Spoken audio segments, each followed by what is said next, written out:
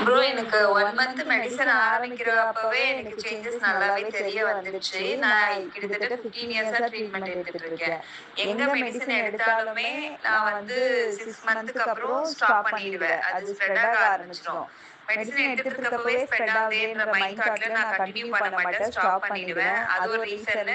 இன்னொரு ரீசன் வந்து பத்தியம் சரியா மெயின்டைன் பண்ண மாட்டேன். ஆனா இந்த மெடிசன்ல வந்து நான் நான்வெஜ் விட்டுட்டேனே தவிர மீதி எல்லாமே சாப்பிட்டுட்டு தான் இருக்கேன். ஜங்க் ஃபுட், ஸ்ட்ரீட் ஃபுட்டு, அந்த மாதிரி ஸ்நாக்ஸ் ஐட்டம் எல்லாம் சாப்பிட்டுட்டே தான் இருக்கேன். ஆனாலும் வந்து நல்ல சேஞ்சஸ் தெரியுது. நல்லாவே க்ளோஸ் ஆகி வருது.